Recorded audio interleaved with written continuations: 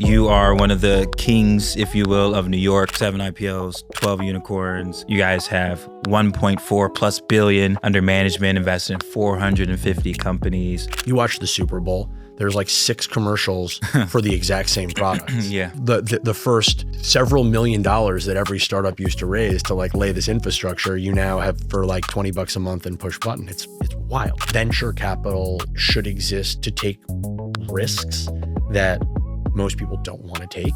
And I think a lot of VC right now is taking risks that everyone wants to take. That's not risk. That's consensus investing. And consensus investing means that you're investing in things that are highly competitive, which means prices are super high. And investing in venture at super high prices is a really shitty business model. But the fun of venture is to be in the generational company that people don't expect at a price that when you're right, you're really right. Ben, I appreciate you for coming on to the pod. I want to jump right in. You are one of the kings, if you will, of New York, 15 years in the making of doing VC. Lerer Hippeau, very big name in New York. You guys have 1.4 plus billion under management, invested in 450 companies, launched your 9th fund. And you are the person who really screams New York. But there are 5 of the most valuable AI companies are in San Francisco. Yes. So probably more than that. Yeah, probably more than that. The question to start off today is, what's going on with the New York ecosystem? And is New York actually well positioned for the future? And are there some things that everyone doesn't see that you see? Great. Okay, so look, I grew up in New York. I've lived here my whole life. I started investing in New York sort of by mistake. I had started a company. I was building a company here. I knew founders because I was a founder. 1 degree of separation, investing in my friends and peers. And at that point, there was really no money in New York. And so it was sort of this weird self-fulfilling prophecy where any fund that was deploying any money into New York got to see everything in New York, because the idea that you didn't have to get on an airplane was like a very new thing. And, I guess naively, just the bet that I made having been a New Yorker was, if New York sets its sight on anything, it figures it out. It's the greatest city in the world, maybe in the history of the world. And New York's had an amazing run. New York has grown and grown and grown. And even through COVID and some harder moments, has continued to produce bigger and bigger outcomes and bigger companies. And I think at the core of it, part of why that is the case is New York's an incredible place to live. It's a hard place to live, but it attracts a certain kind of ambitious person, a certain kind of creative person. It is an amazing sports town. It is an incredibly diverse place.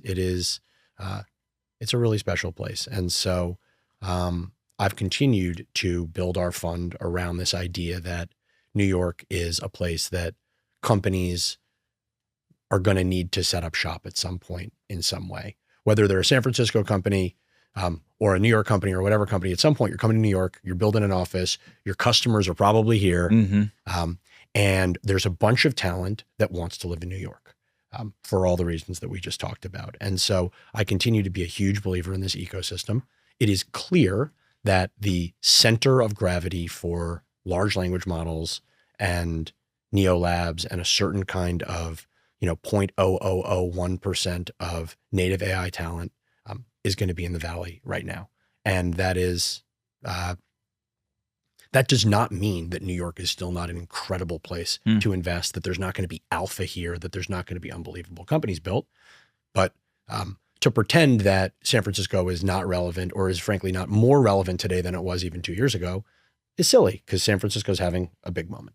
Yeah, and you mentioned off camera a little bit before that you had a hot take on the AI cycle right now. Maybe you want to talk a little bit about that.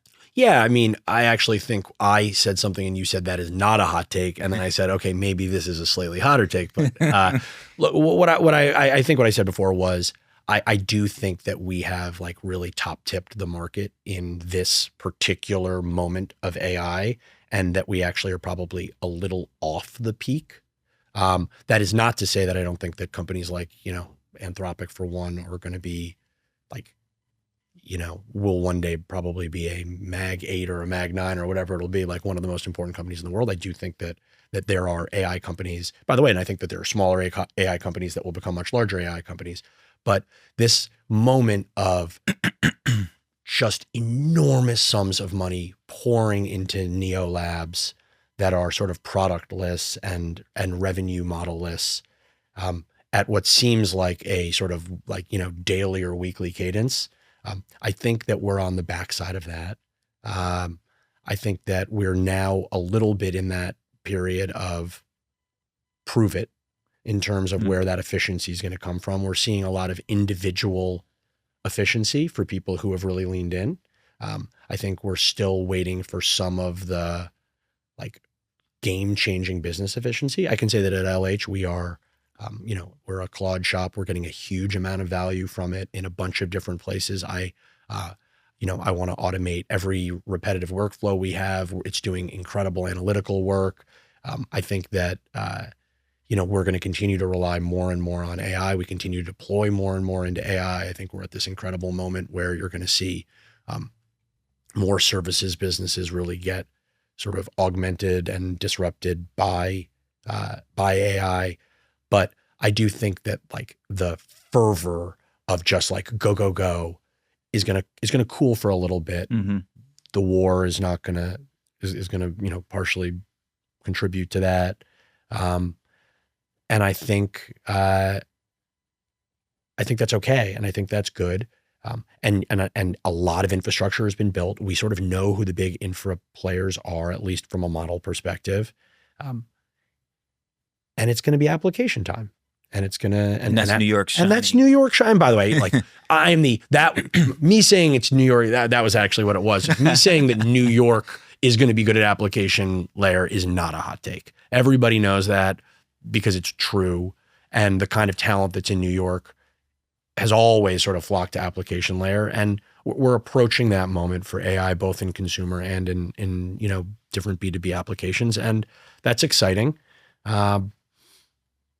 And by the way, the idea that AI really is going to empower certain kinds of like leaned in, creative, ambitious people to do really amazing things. And New York's got a lot of creative, ambitious people. And so we are going to benefit from some of the large language models work that is being done in San Francisco and create a bunch of value here. Yeah, that's awesome. And I know recently Replit, we had someone on the podcast he was a PM that did agent 1, 2, 3, and 4 at Replit. And he talked about the mission is still the same from the first time we started Replit. We want to create 1 billion software creators. Yep. Not people who write software. Yep.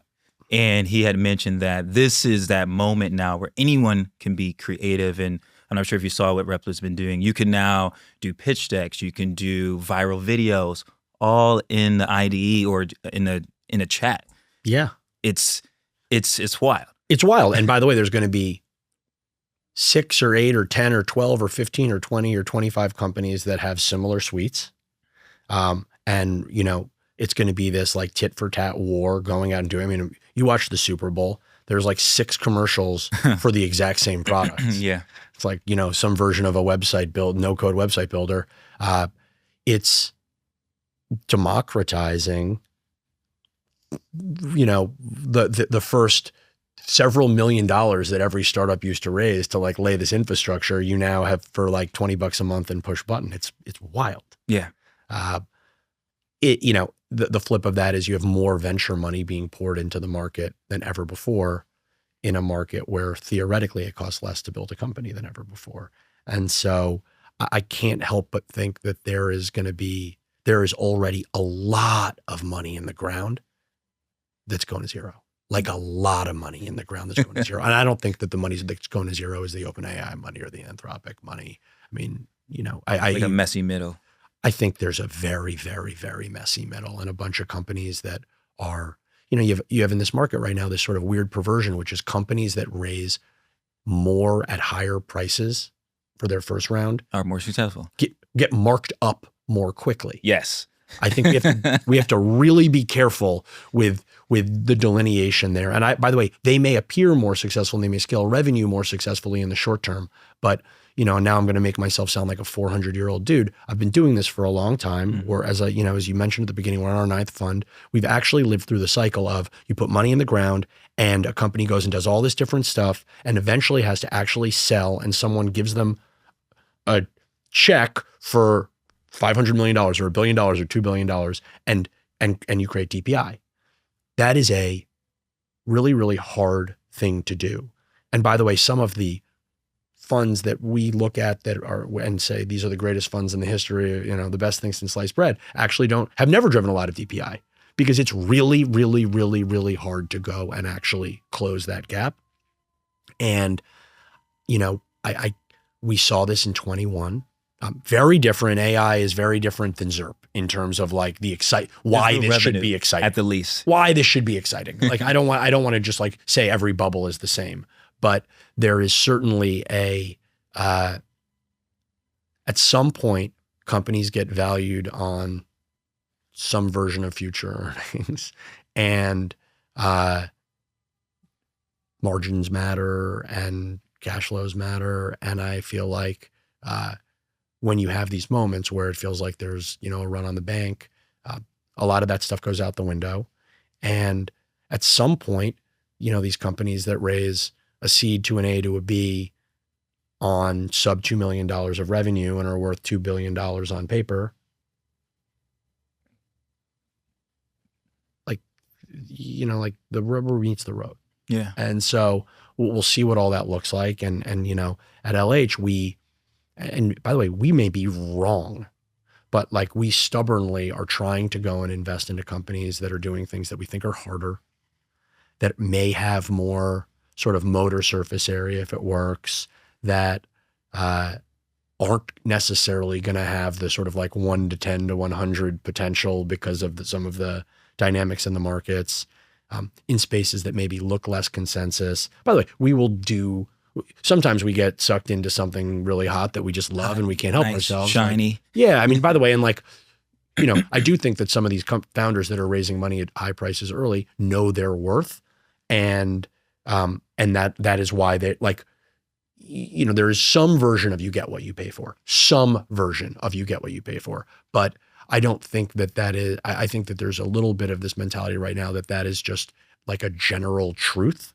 And I think that there are many, many exceptions to it, both in terms of some diamonds in the rough, but also some things that appear to be pristine that will eventually have to sort of come to terms with the fact that they've raised insane rounds that come back to hurt you. And we saw a lot of this in our portfolio from, basically any company that raised from Tiger or SoftBank during 21. And by the way, that, they were in some great companies, but they were, that kind of money also destroyed a lot of companies. Yeah. And I think you're going to see the exact same thing now. Feels like it was still the power law. Even if SoftBank did whatever 100 investments, like still the power law, 3 to 5 actually worked. Even out. For them, I think the thing that was messed up is as an early stage investor, when someone comes and puts $50 or $100 million in your business, you're not going, cool, this still has the same likelihood of succeeding as a seed bet.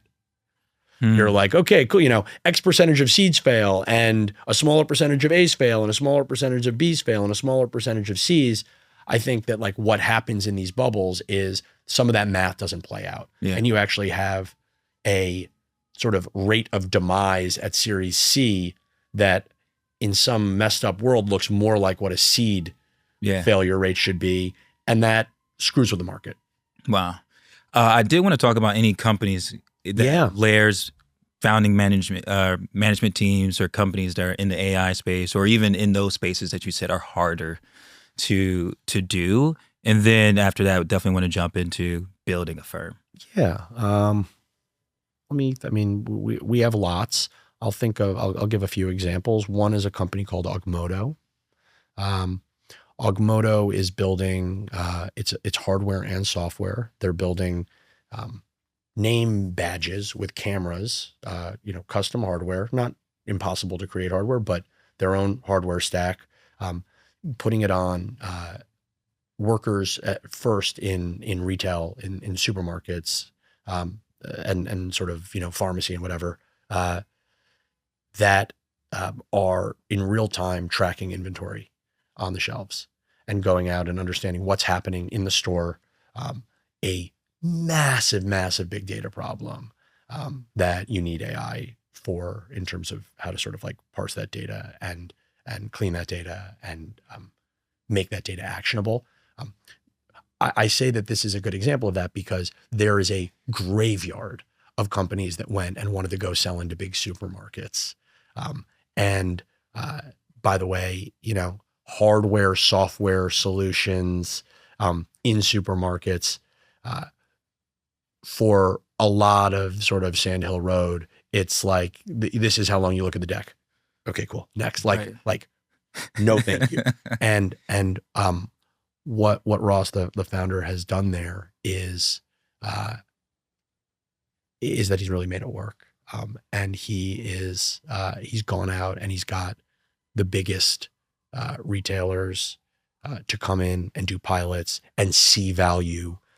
And it's one of those rare companies that has exponentially more demand than sort of supply right now. Like, he can't keep up with the number of stores that want that want the solution in a space that is the antithesis of what people thought was going to be hot. And that's sort of like a fun example of one where we knew we were non-consensus. Wow. Now, I think Ross is like more of a consensus founder. He sold his last business to Niantic. He's a very spiky talent, but building in a space where people just go, seems too hard. I love that. And another company in the portfolio is called Kaledan. They're building desktop bioreactors. We came in at a pre-seed where they said, we're going to go and start from scratch and build a new format of commercial hardware at a fraction of the price that the competitors do it at. And we're going to build AI into the software in a way where you can understand what's happening in real time versus sort of like after the fact, and get to and basically like bring experiments to completion and success much more quickly and much less expensively. But that's like, starting from ground zero hardware, like bioreactors, like, kill me. Like, how, okay, cool. We have to like buckle in for multiple years of no revenue. There are large incumbents here that have long-term relationships. Mm-hmm. Like, how are you going to go displace this? And this is one where we're seeing in real time, like almost like magic, 3-4 years later, it's like, yep, they did it. Wow. They have built the best product in the market. They have all the biggest customers of their, behemoth competitors running pilots and then placing large scale orders. And it's really gratifying to take the kind of risk where you do the non-obvious thing that a lot of people just say, forget it, it's too hard. It takes time. Yeah. But when it pays off, it really pays off. And, again, when I say maybe we're right, maybe we're wrong,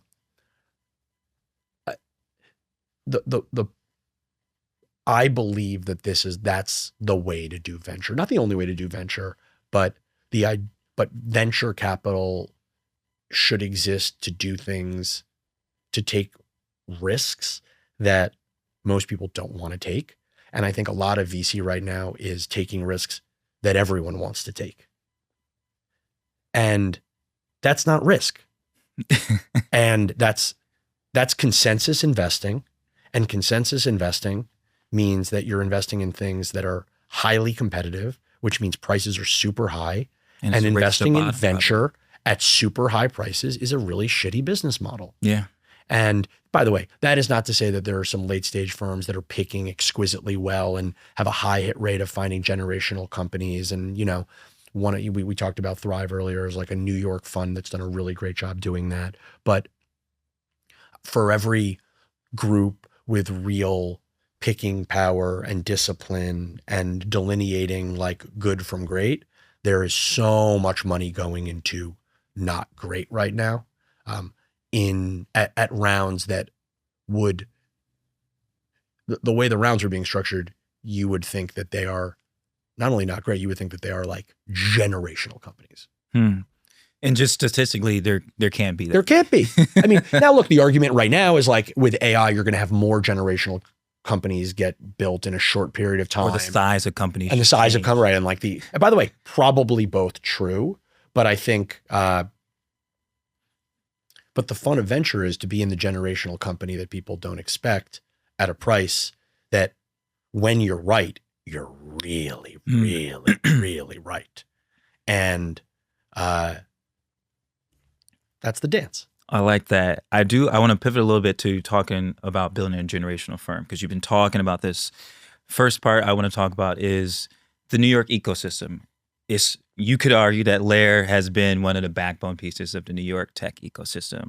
The GP dinners that you guys do, the event at the Standard Beer Garden. We may move the venue. Wow. Big, be new. Big, big news. Big news. Big news. Standard Breaking Beer news. And then we do a Christmas party too at Lobster Club. So like there are things that you have to go. Like if you're in VC, or even if you're at a tech startup, you have to go to these events. I'm curious, how do you think about building and supporting ecosystems, and how does that work for building a generational firm? Yeah. I mean, look, at the core, this is, we are a New York founded firm. The team is based here in New York. Obviously we do deals everywhere, but,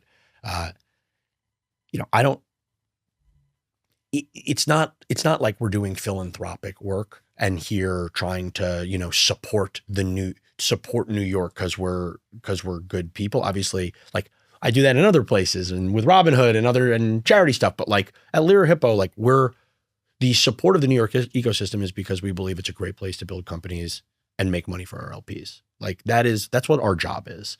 And we think it's a great place to build businesses. And so we want to put ourselves in a position where we know the people that are building good companies. We know the people that are working at good companies and might want to leave and start new companies. We want to know the other people that are deploying into this ecosystem, like you guys, and partner.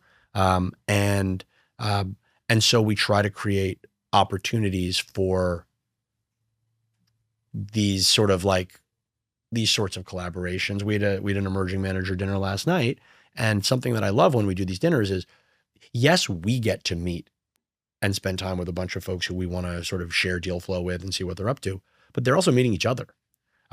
New York, when we got started, was tiny, tiny, tiny tech town. Everybody who was doing VC could fit in this room.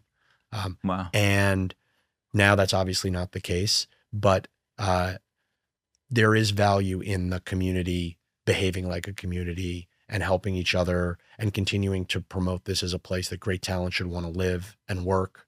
And I've recently gotten more involved with Tech NYC and sort of just like trying to promote technology here because it's going to be good for business for all of us. And, part of like that, part of why I think we have a New York brand is like, we've hung around the hoop. We've been here a long time. People have come and gone and we've stayed very consistent and we hope to remain very consistent for a long time. But New York doesn't work without you. New York doesn't work without a next generation of people that want to come and build great companies here. And I say that externally and internally. Like why I go to work is our team inside.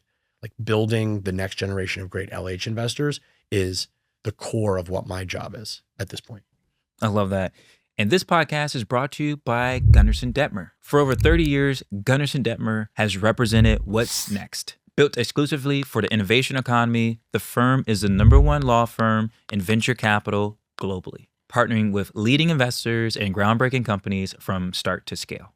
Learn more at gunder.com. I want to talk about how do you spend time with fundraising strategy, these things. For example, 7 IPOs, 12 unicorns, 160 plus acquisitions across 450 investments. We were talking I think it was last year, and you talked about the 3-fund hump, where every Yeah. 3 funds, you have to figure out DPI to be able to raise your next 3 funds. And so I'm curious if you can, I've never heard anyone talk about it that way. So I literally put those notes in. I had my intern Claude working on details to figure out how we could set this up. Okay. So, I mean, just sort of fundraising broadly, I think that, look, venture is a funny asset class. So when we got started, again, sort of aging myself, it was a cottage industry. Not that many people were in venture. Not that many were deploying into venture. It was sort of like this like secret club. And when I graduated from college, I had never heard of venture capital.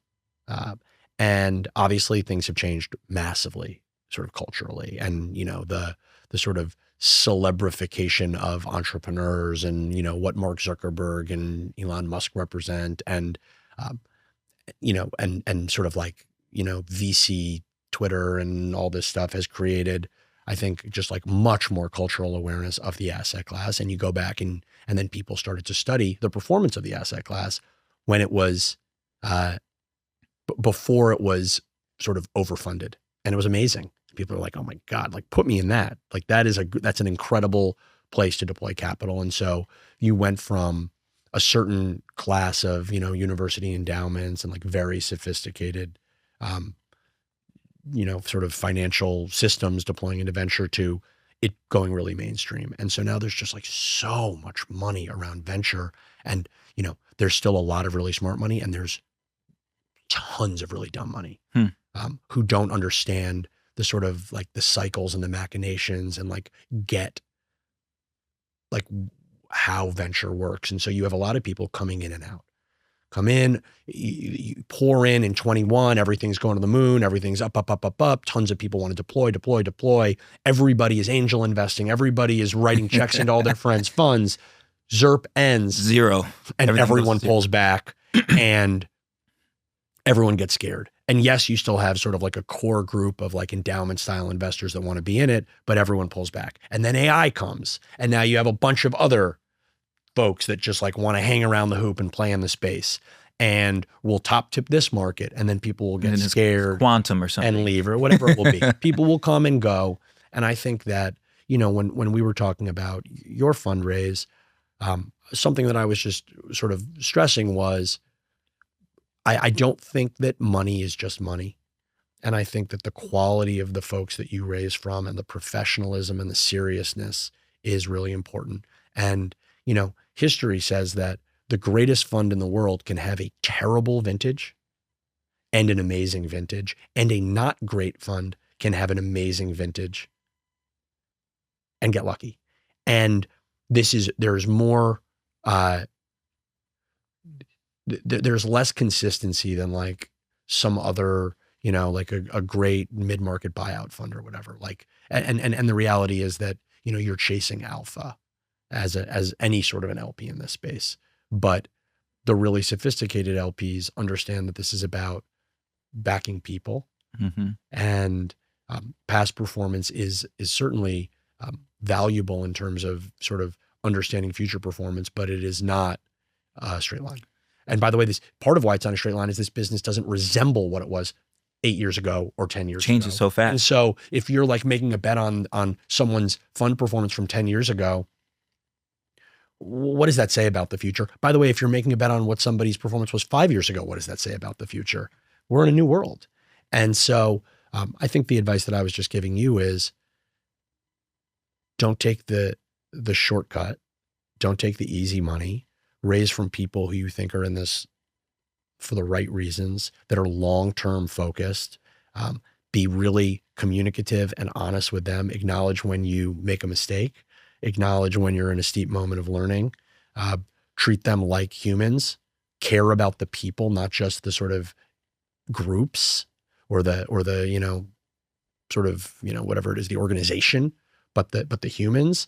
And I think that that's the right way to change the dynamic, which, look, I think if you are like some of the mega funds, like, great, you have like capital till the cows come home. You have giant IR teams. You have, also like great brands, lots of performance to sort of like do that, but like machines to go and raise money. If you're really anybody else in the asset class, I think that I think a lot of folks treat raising capital too transactionally. And it's like, they talk about raising a lot and like their head. And I think that like, this is about relationship building. It's a lot like investing. If you just today go out and say, find me a great company, like that's a really shitty way to go find a great company. The way to find a great company is to do the right thing for a long time. Patience. Treat people right, treat your founders right, treat other managers right, track people that you value.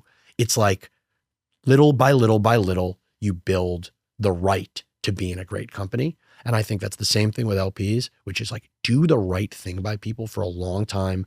Treat LPs like humans, get to know them off cycle. Don't just go to them with a handout. Don't put a gun to their head in terms of timing. Don't try to force them into some secondary shitty product so they buy your core product or whatever it is. Like, try to, like, I think a lot of people think of the LP side as like a necessary evil. And I don't think that's the right way to treat the LP community. And I don't think that's how you're going to get great LPs. I totally agree. You also told me this new narrative about like selling the future versus selling the past. You were talking about that. So I'm curious how I think you were talking about when you guys were raising Fund 8 and Fund 9, you were really prioritizing people who believed in what the future of LH was, not necessarily the past, which was like we had a good enough pass that you get to Fund 8. Like, like we had a good pass, but I wasn't, I had been building the fund and building a company at the same time.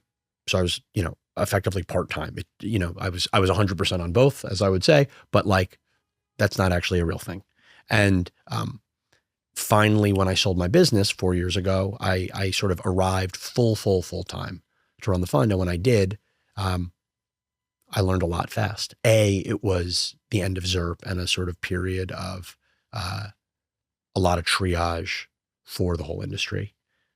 And I think a moment for everybody to look in the mirror and say, okay, like, how'd we get here? And we did that. But that was, for me, a moment to look at all the things that had gotten us to Fund 8 at Lerer Hippeau. And basically take inventory and say, what are the things that are foundational and are a moat going forward? And what are the things that are just like sort of relics of the way that we used to work? And, the sort of creation of like natural evolution, and did a lot of work around that, made some changes to the team, made some changes to the structure, made some changes to how we thought about, performance management and compensation, made some changes to elements of our strategy in terms of fund size, in terms of reserves, in terms of how we onboard companies and how we try to support companies, you name it. And, lots of little changes when you add them all up. I felt like we were a different company and a different shop. And we didn't forsake the past, and we had the amazing community, and I think a lot of the goodwill and the relationships and sort of like the karma that comes with all that. And by the way, a lot of data and a lot of experience living through cycles and seeing what a hype cycle looks like, and how do you sort of be brave when others are scared, and how do you, not be greedy when everyone else is being greedy, whatever. Fast forward, the conversation that we had when we went out to raise Fund 9 last year, or I guess we raised it 2 years ago and started deploying it last year. The conversation was with LPs, existings and new, was, yes, here's the past, here's our data room, here's, all the stuff. But if you want to do this, don't do it because you're like pumped that we're in, zipline from whatever, or, that we, had this exit or that exit. Like, do this because, like, come in, get to know the people on the team that are going to be here for the next 20 years, and like, make a bet on us. And if you want to do that, let's go. And I'm pumped. But if this is some, sort of like line item position that you don't care about, like, go do that somewhere else. Like, we're not that big a fund. We're not raising $5 billion a cycle. There's enough money out there from people that care that's what I want. Yeah, and talk about how you built those relationships. I remember, I think I had in my notes that you're like, we're on tax. These folks have became my friends. Like we're meeting and really building super deep relationships. You did also say it was a grind with Yeah. getting the right LPs in for that, like these next future vintages. Well, the grind, I think, is like determining when you are meeting with someone who's real or not. Yeah, It's the grind. it's like looking at a founder, I guess. It's like looking at a founder. It's all a grind. It's all a grind because like doing anything great is a grind. Getting the money isn't the grind. Getting the real partnership is a grind. And so, going out and like not just taking the easy way, but like really getting to know people, holding ourselves accountable to delivering sort of like real truth to our partners, building a system where we are A+ communicators. Like there's infrastructure required to actually go and be a great manager beyond just going and like delivering good returns, but making them smarter, helping in ways that go beyond, a TVPI, whatever. And so, have tried to sort of strengthen that part of our business. And, I look at our LP base right now and like, I love them. Some of them I like get deep personal joy hanging out with. Like, Wow. Like they are some of my favorite people. They're so smart. They're so interesting. They're junkies for venture. Like we'll just sit around and just like talk shit about like the nuances of the industry. That's what I want with our LPs. By the way, that's what our founders deserve with their investors too. I love that. And then in terms of fundraising, you basically were telling me you guys run it as a sales process. Like you ran a sales organization at your previous company. Yep. You are building, if you will, somewhat of a structure and framework. You made 2 really strong hires with someone who helps with fundraising. Yep. And then someone who also helps with media. So we'll love to understand how those 2 hires help with fundraising. Yeah. And actually they're not even hires. They're people who were on the team beforehand that we I thought would be helpful to taking some of the structure that we have in terms of how we support our portfolio and bring the same thing to how we support LPs. And so what that allows us to do is be really proactive around how we think about LP relationships instead of reactive. The same way we go and think about this is like venture. I was on the phone with a LP this week who said something very funny and very true, which is of all the asset classes he covers, venture is the category that has the least amount of serious people. And that is a fact. I don't even think that is something to like argue about. There are the least number of very serious people in venture relative to other big asset classes. And it is really important to me that we are really serious people. And so when we think about LP relationships, we don't run around like a chicken with our head cut off, just meeting people and, grabbing dollars. We're thoughtful around what is the right kind of LP base. How much money do you want from university endowments? How much money do you want from family offices? How much money do you want from fund of funds? How much money do you want from sort of, state or government or pension or whatever? Like, how do you organize yourself in a way where you're set up to win, where you don't have over-reliance? The same thing a founder would do when they build their own cap table. Like diligent, careful, meticulous construction. And then you have to make sure that you have enough relationships with enough interesting folks at endowments and at family offices and X, Y, and Z so that you can have choice of who you work with, so that you are not wanting for capital that you need to run your business that's not there. And so that you're in a situation where when you have opportunities, you have the means to take advantage of those opportunities. And I think that is, bringing that maturity to how we think about LPs is the same way we bring that maturity to how we think about mapping markets, is the same way we think about how we build our own team internally with overlapping but diverse skill sets. This is not a game. I think a lot of people, because of the nature of the risk that we take, because every investment on an individual basis is totally insane. Yeah, it's gambling essentially, I guess. I mean, there is a version of, you look at any deal we do and you're like, well, you guys are fucking crazy. But if you take that and you like really systematize and productize that, there is a method to the madness in what we do. And I feel like we are really highly professional in an asset class that has less professionalism. That being said, then on the investing side, like you have to be really careful that you don't then bring that sort of like rigor and maturity to the market in a way where you box yourself into doing, like, missing an exciting moment and you know, being so sort of like locked in your own ways and you know, so like, you know, put on your little jacket and suit and like whatever that you end up like becoming irrelevant when things are moving 1,000 miles an hour. And so like, how do you bring rigor and flexibility is the thing that like keeps me up at night.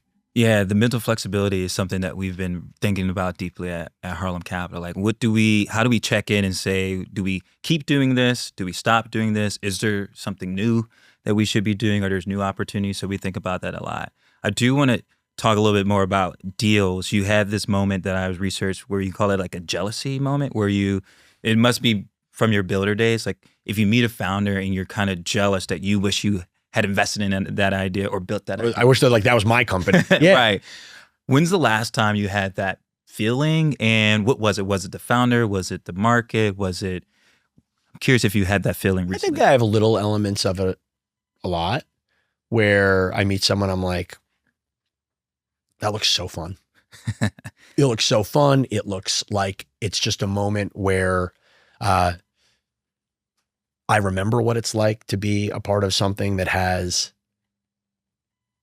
all gas, no brakes. Like, just like, it's just like, it's all ahead of you, and you got a good crew and you got a market opportunity and everyone's super passionate and driving towards it. By the way, I feel like we're doing that right now at Lerer Hippeau. I'm like striving so much that like, that's our vibe internally.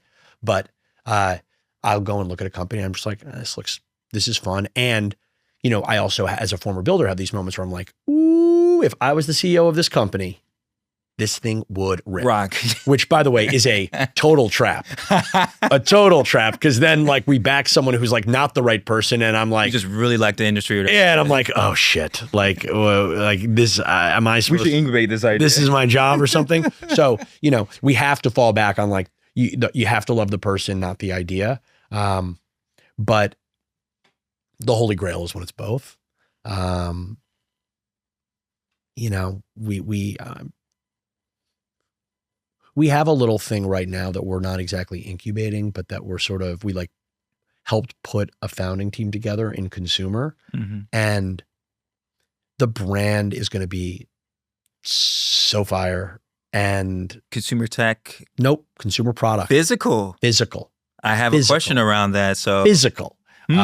And the brand is just going to be like insane. And it's a product that I personally will be a like multiple time a day user of.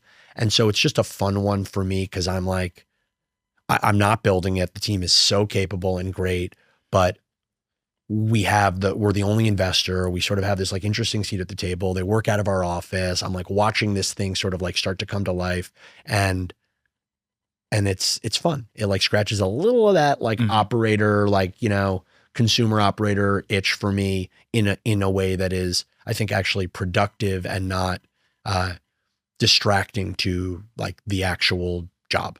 Yeah. Tell me a little bit more, because I wanted to know, like, what does Lerer, or even individually you, do to win deals? Like there's a hard deal on the line, or even this deal in perspective. How do you put a team together and convince them to take your money where they potentially could have bootstrapped it themselves, found someone else? What are you could even just tell us what happened in this deal. Yeah.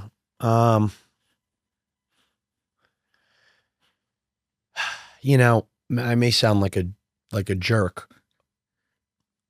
I don't worry a lot about winning deals. We win. as long as we can get into like the vicinity on price. Sometimes we don't win because we're at 11 and Andreessen's at 74. But like if we're even in the same like jurisdiction, I think we win a lot. We really, and part of that is, we run a great process. We've done this for a long time. We have, everybody on the team who's going and doing deals does them with real heart and passion. And so, it never feels transactional. I think we do really good, really fast, really hard work. We show the quality of that work. We make real valuable customer introductions in flight where we are helping while we're diligencing. We have a huge network of founders in our portfolio that are, that we've done right by. And so bringing them to bear, you know, if there's a deal that I'm chasing and I say, you want to do I'd like you to talk to a few founders of ours. Would you be willing to talk to a few founders of ours? I'm not like, how about these two? I'm like, here's 200 companies, pick. Anyone you want to talk to here is going to tell you that we're the person that you should be working with us. And like, I think that, you know, that is one of those compounding things that as we've made changes to the fund, that is one of the enduring and continually strengthening advantages. And so, you know, I think winning is, you know, it's being decisive. It's knowing what the market looks like. And so I can sit down with a founder, you know, we can sit down with a founder and in 3 minutes, we're like, this is going to get done. It's going to get done in the 20s. It's going to like, you just like, know, you intuitively know, cause you've done this for 1,000 years and are so close to the market today and have a massive amount of, you know, top of funnel deal flow. And by the way, for an exclusively seed focused firm to have 9 people in market on the investing team's a lot of coverage. And so we, I think winning is not the biggest concern. The biggest concern is making sure that we see the best stuff. That is where if I were to lose sleep, it would not be, I mean, of course, in any given deal, you put a term sheet down, like you want to win and like until it's signed, you don't know. And like there is stress because when we do it with full conviction and we love it. We're not sort of coming in the back door and doing it because it seems like it might be hot. We're doing it because like we want to be your partner. And so it stings if we don't win, but that's not a big part of the job, the suffering from the losing, because we don't lose a lot. The pain is when you see a great thing get done and you're like, you didn't see it. Why didn't we see it? And when we started, New York could be covered. Like we could see 99% of the things in New York because New York was tiny. And now New York's really big and venture is really, really, really big. And so the idea that we could see everything is actually impossible. Nobody sees everything, including funds that have 400 or 500 or 600 people. Like nothing, nobody sees everything. But when we see something get done and we're like, that looks really interesting, and we see a peer fund of ours do it and we didn't see it, what do you guys do then? We cry, we hold each other. No, what do? We try to diagnose why. You know, a lot of that is it was an internal, it was a pre-existing relationship. It's a repeat for another fund. It's just something that like didn't come to market. It's almost always something that didn't come to market. If we're talking about New York, yeah, obviously in the whole country, like throw it up in the air. But in New York, it's something that didn't come to market. And by the way, we do deals all the time that didn't come to market. And I know that our peers look and go, what the fuck, how'd I miss that? And I'm like, you missed it because there was nothing to see. They've been working out of our office. Like this is right. Like they've been sleeping in my house. Like, but I think that, but by the way, like that's an excuse that they were somebody else's. Like that means that we didn't do a good job, like mapping and tracking talent and getting ahead of it. Like just because they had a good relationship with another fund and like that was pre-existing isn't like, that's not okay. We need to do a better job. We need to have more coverage. We need to be more aggressive. We need to spend less time with stuff we're not going to do so we can spend more time hunting the stuff we might. Yeah. And, but that stings. I have a lot of FOMO. I'm a weak-willed man. And I get jealous. and I get paranoid, all this stuff. Like I'm a normal human dude. And so those qualities come to bear in how I feel when I see this stuff get done. And I think like a lot of the market like is not comfortable like talking about that or acknowledging like the human feelings associated with this. It's like all so transactional and everyone's like guns out and like, let's go. At the end of the day, like this is a people business and it sucks if you're not selected by a person. And it sucks if you don't even get considered by a person. And so we need to do a better job to make sure that those things don't happen. Wow. Well, now we're almost at the end. Okay. And the best place to end is on consumer. I was going to ask you, is consumer dead or not? You clearly are saying that consumer is fun, interesting, and alive. Yeah. What's your perspective on the future for consumer? As someone who's invested in Warby, Mirror, Allbirds, Casper, the list goes on. Yeah. So everything's cyclical. There was like an amazing moment to build consumer brands in their like early days of New York tech or whatever, partially because like there wasn't actually real developer talent here. And so like, that's the only thing New York could do. We entered the dark ages of consumer for 5 or 6 years where just like everything was like some regurgitated version of something else. I mean, obviously there were like random bright spots that came out of the market, but generally it was like a pretty snoozy time. And I think now consumer's interesting again. I think it's interesting for a few reasons. I think it's interesting in terms of some of the old sort of tried and true consumer product good, like physical stuff. There is now a market there. It's very out of favor. And I think that there's sort of like a general market awareness, which is like, these are not technology companies. They shouldn't be valued like technology companies. It's a place where we can go and we can make math problems make sense. And I think that's interesting because like that's sort of the job. And we have a great track record and know how to do those deals and have really interesting deal flow. We are leaned in to, we will do some of those. We are not going to do a ton of them. But with a $200 million seed fund, it is still hard to make the math work on a, beauty line to deliver fund returning investments with, CPG. But I think with the right ownership structure and the right price and the right category, it can still make sense. And so we'll do a little bit of that. I think there's really interesting sort of like novel consumer opportunities. I look at a company we're in called Board. It's Bryn from Mirror's Next Business. Oh, yeah. She's built a new kind of gaming console that's like really doing excellently. That's a great name, by the way, for Board. a gaming console.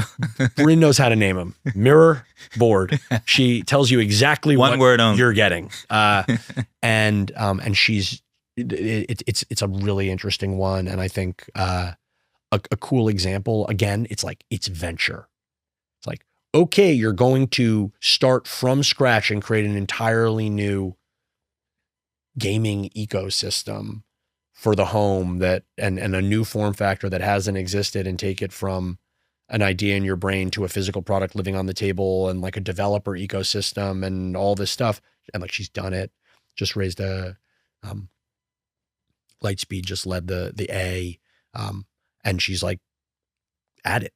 It's like pretty sweet. And so I think that's interesting. And then obviously sort of application layer AI stuff. We see a ton. We're pretty, we see a lot of things that have like strong early traction and good, DAU, MAU behavior, or some, interesting early monetization. I think those are, it's somewhat hits driven. I think you need to find categories that are not, where there's like data problems that are larger, like where your AI really like is necessary to solve a problem versus it's like a novel new thing with a cool, chat interface or whatever. I do think that we're going to see some interesting things around chatbots and around companionship. We see tons and tons of them. There hasn't been anything that's gotten me. I haven't met a team yet that has like overwhelmed me in that space. No jealousy.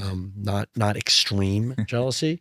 But we've done something cool in travel. We've done something interesting in the automotive aftermarket space. We've done a few things in sort of like consumer application layer that are early, but have special teams and markets that if it works, it can work. I love that. Well, Ben, I appreciate you for coming on the podcast. I think this is a great time to end, and we would love to have you back on pretty soon. Tomorrow or the next day. Done. Okay. I'll be here. Cool. Thanks, dude.